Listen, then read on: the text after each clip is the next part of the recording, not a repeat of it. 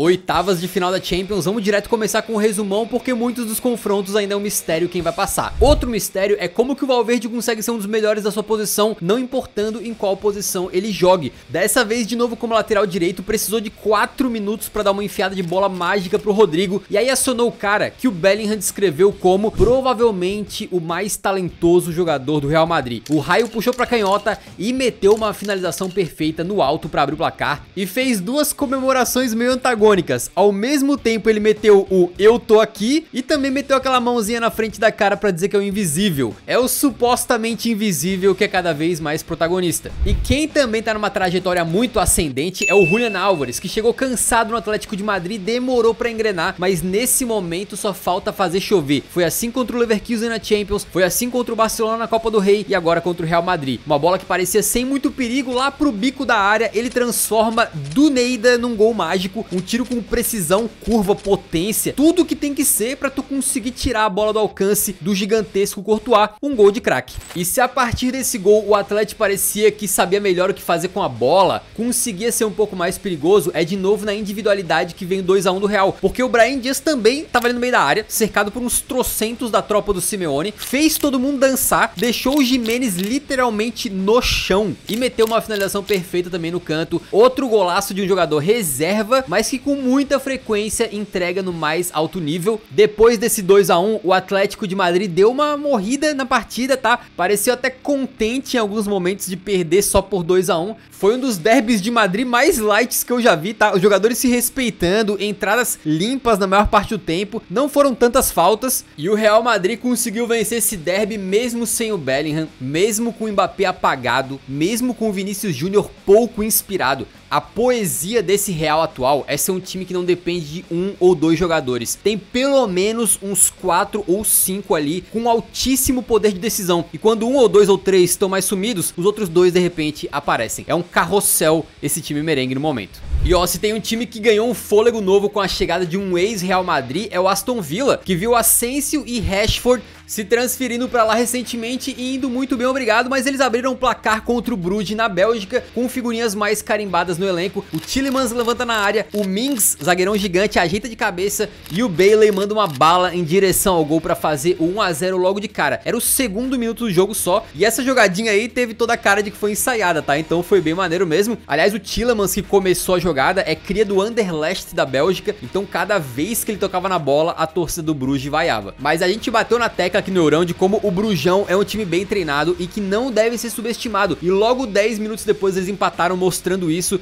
fazendo uma jogadinha de pé em pé super bem construída lá de trás, até que o De Kuyper, lateral esquerdo, aparece na área pra mandar cruzado e empatar. Dali pra frente eu senti o Aston Villa muito mais pragmático, talvez querendo levar a decisão pra Inglaterra, e o Bruges crescendo. Eles perderam pelo menos 2 chances claríssimas de gol com o Van Aken e o Tzolis, até que apareceu um herói. O zagueiro mascarado Mechele surgiu na área com tudo pra completar um cruzamento e meter a bola no fundo da casinha, mas no caso foi contra, né? Então o cara acabou sendo o herói do Aston Villa e não do time dele. E se 2 a 1 ainda dava pra sonhar, a paçoca desandou logo depois, quando o Cash do Aston Villa sofreu um pênalti bem contestável, bem miguezão. O juiz marcou, o VAR não reverteu nem nada, então seguiu, né? E quem foi pra bola? Lá no começo eu falei pra vocês que o Rashford e o Asensio estão muito bem, e o espanhol saiu do banco para preparar essa batida, meter a sua canhota caprichante no canto e marcar o 5º gol dele nos últimos 4 jogos. Tá muito bom, né? 3 a 1, um resultado gigante pro Villa fora de casa num jogo que foi nada fácil. O Bruges foi bastante bem. E a classificação, claro, tá encaminhada. Já no próximo confronto, a classificação está com certeza garantida.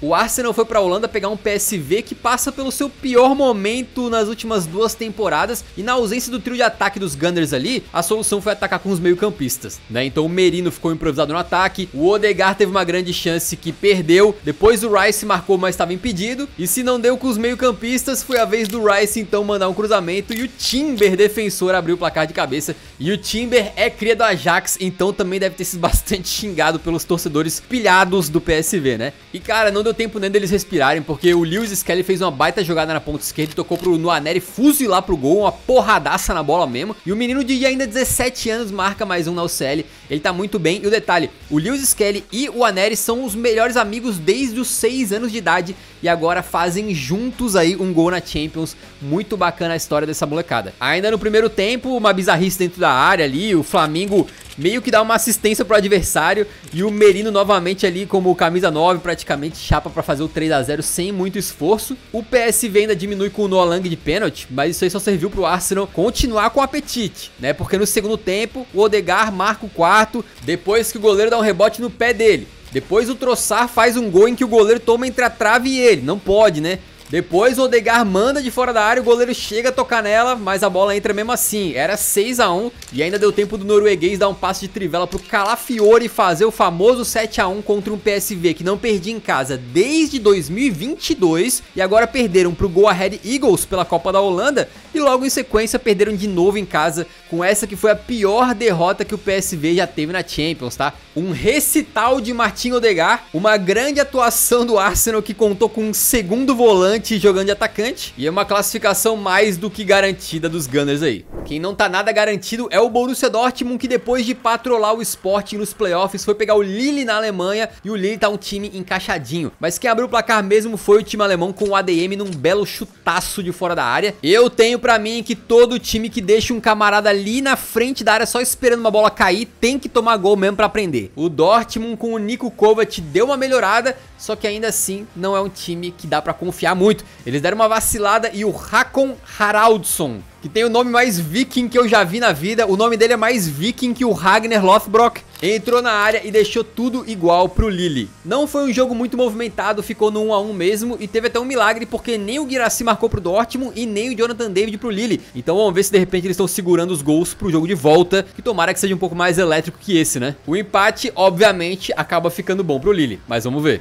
Outro jogo também na Alemanha foi Bayern de Munique contra Bayer Leverkusen. E esses dois fizeram um jogo na Bundesliga recentemente, que acabou 0 a 0, mas o Leverkusen amassou o Bayern do começo ao fim, o Bayern não conseguiu nem jogar. Só que hoje parece que as coisas foram completamente diferentes. O líder da Bundesliga, Baião da Massa, saiu na frente com o Olise achando um cruzamento na cabeça do Kane, que não perdoou, chegando naquele momento ali no seu 30º gol na temporada. Vai brincando. O Bayern continua tendo as melhores chances e o Leverkusen um pouco irreconhecível, e uma partida também bem em bloco, assim, os dois times se reunindo numa mesma parte do campo, tipo, todos os jogadores como se estivessem jogando um campo reduzido num quadrado ali, assim, sabe? Um destaque do Bayern de Munique foi o Kimmich, que tava controlando o meio campo, ele que tá nesse eterno sai ou não sai do Bayern, né? Mas ele cruza na área e aí o Leverkusen começa o seu hat-trick de autossabotagem, porque o goleirão Kovar dá uma paçocada monstruosa, vai agarrar a bola e deixa ela escapar pro Musiala fazer sozinho embaixo da trave o 2 a 0. Por falar em goleiro, o Neuer sentiu e saiu pra entrada do Urbig, então preocupação aí pra temporada do Baião, né, porque ele tava jogando bem na partida inclusive, e o Leverkusen, né, se complicando ali, sentindo demais o jogo, e o Mukiele piorou muito a situação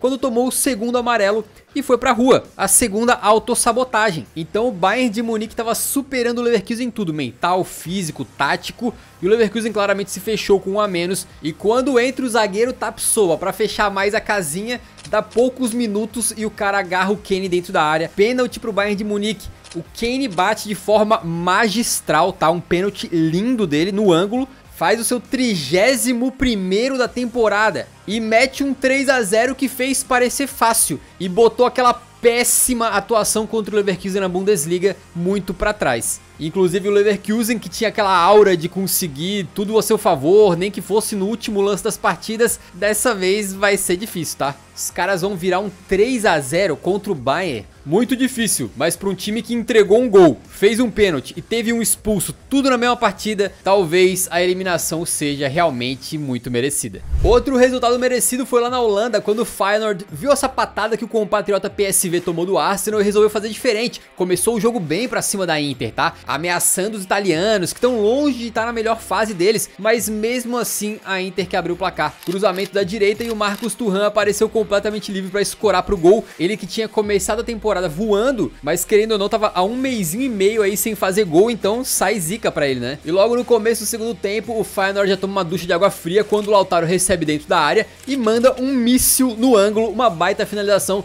para fazer o 2 a 0. E a partir dali, todo aquele ímpeto que o Feyenoord teve no começo do jogo, aquela vontade, aquele espírito de acreditar, foi tudo pro buraco. Eles mal conseguiram criar qualquer coisa. A Inter ainda teve um pênalti perdido pelo Zielinski, né? E o 2 a 0 acabou sendo um resultado justo. Só que fica aquele sentimento de que com os times holandeses é aquela coisa, podem ser bem treinadinhos, podem ter alguns jogadores interessantes, mas tem um certo nível de competitividade ali que eles geralmente não conseguem cruzar. No fim das contas, tanto o PSV quanto o Feyenoord fizeram grandes campanhas chegando nas oitavas, mas tomaram um choque de realidade. E já a Inter venceu de forma meio pragmática, eles não estão necessariamente empolgando muito nessa temporada, mas ainda assim é um time forte que pode bater de frente com qualquer um, tem que ficar de olho neles. E com um detalhe, a Inter só tomou um gol em toda essa edição da Liga dos Campeões. E por falar em um gol, o Benfica pegou o Barcelona em casa num clima de clássico, digamos assim, né? De revanche por causa daquela última partida que eles fizeram, que foi aquele 5 a 4 insano com aquela vitória do Barcelona de virada, né? E que até hoje os benfiquistas reclamam aí por erros de arbitragem e tal. Mas nesse jogo eu tenho certeza que o torcedor encarnado gostou da arbitragem, pelo menos no começo, porque a partida meio que se definiu aos 22 minutos. O Pavlidis pega a bola e tenta buscar alguém pra passar, pra se aproveitar de uma correria por trás da linha alta do Barcelona. Ele não encontra, resolve botar na frente ele mesmo e ir em direção ao gol. E ele ia conseguir sair na cara do Szczęsny até que chegou o Pau Cubarsí. Ele veio duro no desarme e na hora eu até achei que tinha ido direto na bola, mas o juiz marcou a falta e botou o Pau Cubarsí pra rua. Se tu for ver o replay, claramente ele foi bem expulso. O Cubarsí dá quase uma tesoura ali no Pavlidis, não pega nem na bola, nem de perto. E não era nem metade do primeiro tempo, o Barça estava com a menos já, o que fazia o torcedor do Barcelona tremer, lembrando da Champions passada, quando estava tudo bem no confronto contra o PSG, até a expulsão do Araújo, ainda mais ou menos nesse mesmo período do jogo, né, com 20 e poucos minutos, o que fez a paçoca desandar, eles tomarem uma goleada do Paris e serem eliminados. E aqui meio que foi o mesmo erro, né, começo do jogo, o Cubarsí talvez poderia ter pensado, pô, melhor deixar o goleiro se virar no 1 a 1 do que eu ser expulso e sair do jogo tão cedo. Mas de qualquer maneira o Benfica não conseguiu transformar o 11 contra 10 numa pressão absurda não, até que chegou no segundo tempo e eles melhoraram sim. Começaram a finalizar mais, mas justo no momento bom do time, o Barça fez 1 a 0. Foi o Antônio Silva que fez um passe na fogueira e o Rafinha, que tá 100% ligado na partida o tempo todo, roubou a bola. E ele que tá 100% confiante na temporada, mandou um tirambaço de fora da área, no cantinho, perfeito, um golaço de um cara que tá firme na briga pra ser o melhor do mundo e chegou aos 9 gols em 9 jogos nessa Champions, decidindo uma partida dificílima de mata-mata com o seu time jogando com 1 a menos. Absurdo o que tá fazendo o Rafa. Aí depois que o Barcelona fez 1 a 0, foi o jogo todo do Benfica, tá? Que ensaiou uma pressão, criou algumas chances, mas parou, na minha opinião, nas más finalizações. A maior parte, tudo na direção do Szczęsny, que pegou uma atrás da outra e fez uma grande partida. O Barça, numa situação muito adversa, arrancou uma vitória gigantesca lá na Luz, e agora o Benfica vai ter uma tarefa monumental pra virar na Espanha. Eu acho que é praticamente impossível. E agora a gente chega no confronto entre PSG e Liverpool, que tem uma coisa em comum, os dois são líderes isolados dos seus campeonatos, muito à frente dos demais, né? Mas eles também têm uma coisa completamente diferente, o Liverpool passeou na fase de Liga da Champions, enquanto o PSG fez uma fase de Liga tenebrosa. Só que o detalhe é que eles entraram numa fase absurda recentemente, o Paris quase que virou da água pro vinho nas últimas semanas, então esse confronto prometia muito e uma porrada de gols, e começou de uma forma que talvez nem todo mundo esperava, com o PSG amassando o Liverpool, sufocando, criando várias chances, e foi aí que o Kvara puxou para a perna esquerda e meteu um belo gol para abrir o placar, mas estava impedido. Por muito pouco, um calcanharzinho de nada ali, hein? Logo depois, o Dembélé tem uma chance cara a cara com o Alisson e o Alisson defende, o que talvez seja um déjà vu. Vai fazer falta, meu amigo. Ele sabe muito bem. Mas claro, muito mérito pro Alisson, que depois também consegue parar o Kvara numa chance clara. E o Liverpool jogando mais fechado atrás, tentando claramente levar o jogo pro caldeirão lá na Inglaterra. Então o primeiro tempo acabou 0 a 0, mas ficou muito barato, tá? O Liverpool foi completamente totalmente amassado e o PSG é um pouco afobado talvez pra marcar logo e desperdiçando muitas chances. E aí começa o segundo tempo e as coisas continuam iguais. O Liverpool encaixotado. Rapaziada, o melhor time da temporada, que é o Liverpool, sem conseguir sair do próprio campo. Eu tenho a impressão que em nenhum momento, em 24, 25, a gente viu o Liverpool tão acuado dessa maneira. O Alisson salvando ali quase sozinho o 0 do placar, numa partida pra esquecer dos Reds, e o Salah que também foi bem mal, né? Um dos piores jogos recentes dele. E aí depois desse amasso todo do Paris durante a partida inteira, o que acontece? Gol do Liverpool. Exatamente, saiu o Salah, entrou o Elliott e ele recebeu um passe do Darwin Núñez e cara a cara com o Donnarumma fez 1 a 0 no primeiro chute a gol do Liverpool na partida. Isso era minuto 87. Pra quem joga Football Manager, o PSG foi FMado. A bola pune. E detalhe, lançamento do Alisson pro Darwin escorar pro Elliott fazer o gol. No final das contas, acabou 1 a 0 mesmo. Inacreditavelmente, o Dembélé vai ter pesadelos com o Alisson de novo, né? Histórico ali, uma das melhores partidas da carreira dele. O melhor em campo num jogo em que o Liverpool teve mais sorte do que juízo, que eles sofreram e sofreram e sofreram e mesmo assim vão conseguir levar a vantagem pro Anfield. E aí quero ver o PSG tirar lá, né? Primeiro ponto, acho que temos 4 times já praticamente classificados para as quartas. O Aston Villa, o Arsenal, o Bayern de Munique e a Inter de Milão. É claro que o futebol é maluco, tudo pode acontecer, mas os outros 4 confrontos parecem estar bem abertos. 2, Guirassy continuou como artilheiro da Champions com 10 gols, mas agora Kane, Leva e Rafinha todos estão atrás com 9. 3, parabéns ao sensorial... Não, pera. Todo resumão sensorial tá em primeiro, mas ele agora perdeu a posição pro Bruno no bolão do Eurofoot. Exatamente, temos um novo líder. E eu na posição 135, de 4.000, eu tô feliz. 4, craque da rodada. Olha, o Odegaard jogou muito, Valverde fez uma partida espetacular contra o Atlético, mas talvez o Alisson, né? Uma barbaridade o que ele fez contra o PSG, parando um time que não parava de fazer gol recentemente. 5, pior da rodada, acho que o goleirão Benítez do PSV. Eu contei pelo menos 3 gols ali do Arsenal em que ele foi muito mal, né? 6, o seu apoio é muito importante pro resumão continuar. Deixa o seu comentário, deixa o seu like, a gente se vê na próxima semana quando teremos os definidos para as quartas de final.